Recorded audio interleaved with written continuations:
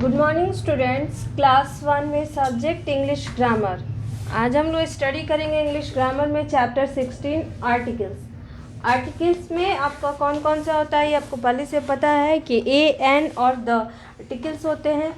फिर आर्टिकल्स के बारे में a an and the are articles. A an and the are articles. Articles कौन कौन से हैं? ए एन और टी एच ई द।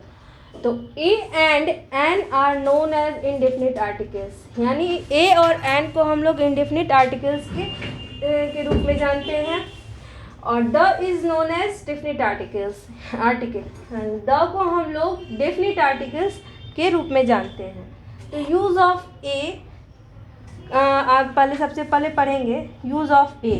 तो we use a with nouns beginning with consonant sounds like B D F G H E T C. यानी हम लोग ए का उपयोग कब करते हैं? जब कॉन्सोनेंट साउंड्स, जब हम लोग कोई वर्ड्स उच्चारण करते हैं तो वो कॉन्सोनेंट साउंड जब आता है, जैसे B D F G H starting होता है उससे वर्ड्स जब कोई, तो वहाँ पे हम लोग ए का उपयोग करते हैं। लेकिन कब करते हैं? जब कोई एक ही वस्तु हो या एक ही व्यक्ति हो तब। अगर एक से अधिक होता है तो ए और एन का उपयोग नहीं किया जाता है। तो जब कोई एक वस्तु या व्यक्ति होता है तो उसके लिए क्या यूज करते हैं? जब कॉन्सोनेंट साउंड्स होते हैं तो ए का यूज किया जाता है। यहाँ पे आप देखोगे for one boy we say a boy. एक लड़का के लिए हम लोग ए बॉय का यूज करेंगे। For one dog we say a dog. For one fish we say a fish. पे आप एग्जाम्पल में देख रहे हो बॉय क्या है, बी क्या है, कॉन्सोनेंट है तो इसके पहले ए का उपयोग करेंगे क्योंकि बॉय बी का साउंड आ रहा है। ये डॉग तो डी साउंड आ रहा है फर्स्ट में आपका, तो ये क्या होगा? A dog, a fish. उसी तरह use of an with nouns beginning with vowel sounds like A E I O U. यानी एन का उपयोग कब करते हैं? जब वॉवेल साउंड्स का आता है उच्चारण में किसी वर्ड्स के स्टार्टिंग में, तो ए ई आई ओ यू क्या है? वॉवेल्स हैं, तो इनके पहले एन का उपयोग किया जाता है। एन का उपयोग भी कब होता है? जब कोई एक वस्तु या एक व्यक्ति होता है तब। फॉर एग्जाम्पल यहाँ पे वन एप्पल, तो इसे हम लोग कह सकते हैं we say an apple. For one आई तो वी से एन आई। क्यों? तो ये ए जो है ये वॉवेल है और वॉवेल साउंड जब आता है उच्चारण में तो एन का उपयोग किया जाता है। एन आई ई क्या है? वॉवेल है तो उसके पहले एन लगाएंगे।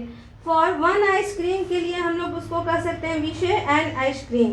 For one orange we say an orange. And for one umbrella we say an umbrella.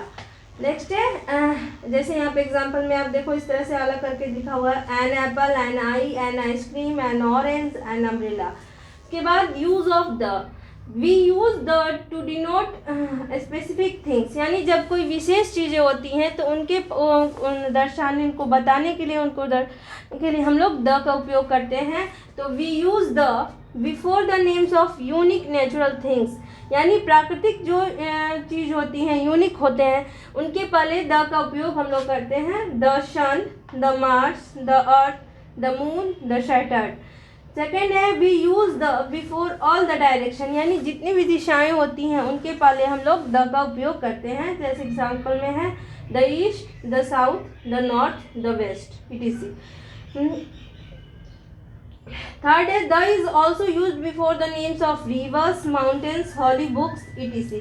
यानी द का उपयोग जो है हम लोग नदियों के नाम के पहले, माउंटेन्स के पर्वतों के नाम के पहले और हॉली बुक्स यानी धार्मिक ग्रंथ के नाम के पहले यूज करते हैं। जैसे the Ganga, the Himalayas, the Bible.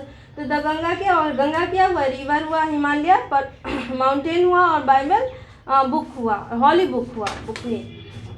Next जो है आपका एक्सरसाइज है उसको कंप्लीट करना है। तो फर्स्ट में जो है look at the pictures and write a an और the accordingly with their names. यानी उनके यहाँ कुछ पिक्चर्स दिए गए हैं, इन पिक्चर्स का नाम लिखना है किसके साथ? ए और एन और द के साथ, उनके अनुसार कि उनके नाम के अनुसार ए और एन का उपयोग करना है, द का उपयोग करना है।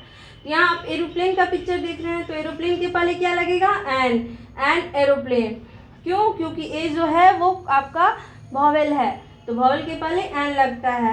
यहाँ पे ये बस का पिक्चर आप देख रहे हैं, तो बस BUS बस, तो ये क्या हुआ, ये कॉन्सोनेंट्स हुआ, कॉन्सोनेंट हुआ, तो कॉन्सोनेंट के पहले क्या लगता है, B कॉन्सोनेंट है तो उसके पहले A लगेगा। यहाँ पे लायन है तो L क्या हुआ, लायन L जो है वो कॉन्सोनेंट होता है, तो कॉन्सोनेंट के पहले A लगेगा। इसी तरह तो ए लायन, एन एलिफेंट, क्योंकि एलिफेंट ई से स्टार्ट होता है, ई क्या है, वॉवेल है, तो वॉवेल के पहले एन का उपयोग होगा। ये ऑक्टोपस का पिक्चर है, तो an octopus, a policeman, the sun, the Bible. Next जो है आपका exercise B, write the correct article a और an on the blanks to complete इस सेंटेंसेस।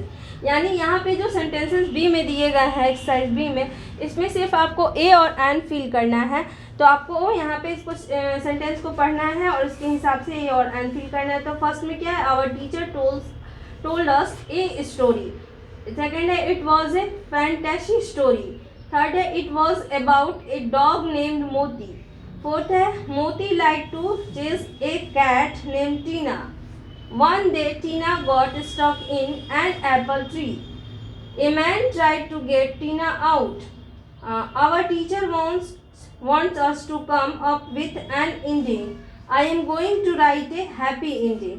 Next है C exercise C में fill in the blanks with a, an or the to complete the following sentences। यानी यहाँ पे एक कुछ sentences दिए गए हैं जिसको आपको ए एन और द से फिल करना है।